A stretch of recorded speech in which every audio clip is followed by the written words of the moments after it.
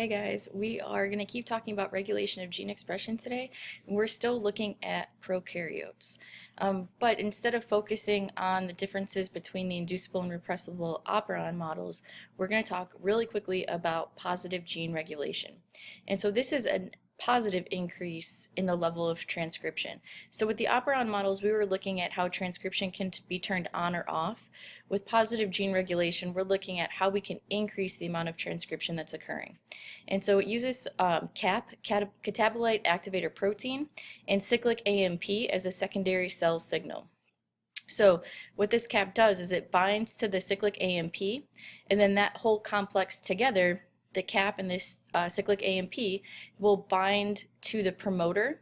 And when they bind to the promoter, they help the RNA polymerase with transcription. So here's the whole model together. Again, so you've got the cap, you've got your cyclic AMP. These two will bind together to make an active form.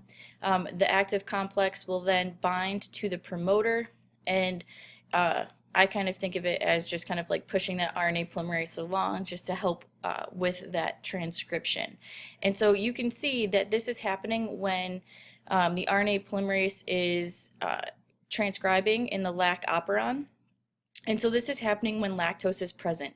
So here's your lactose. It's binding to the repressor protein, making this an inactive repressor protein, allowing for transcription to occur.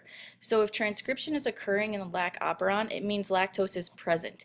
And if lactose is present, it means that lactose needs to be broken down. So you need to be able to read the structural genes and then make the enzymes to break down the lactose.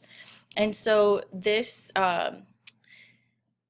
cap essentially just helps that RNA polymerase transcribe the genes it needs to transcribe to make the enzymes that are needed to break down the lactose. So when lactose is present, that means that glucose is scarce. The fact that there's a high level of cyclic AMP sort of supports that the glucose is scarce and that the lactose needs to be broken down. So the result is that if the amount of glucose is low, which is shown by the amount of cyclic AMP, then lactose is present. The lac operon needs to kick into high gear. And so that is what this positive gene regulation is doing. It's kicking into high gear the transcription of the structural genes of the lac operon. So this was really short today, but I want you guys to try and explain in your own words how this example of positive gene regulation in prokaryotes works with the operon model. So these two things, the operon model that we talked about last time and this idea of positive gene regulation, they do go together. So I'd like you guys just to explain in your own words how they work together. All right, thanks guys.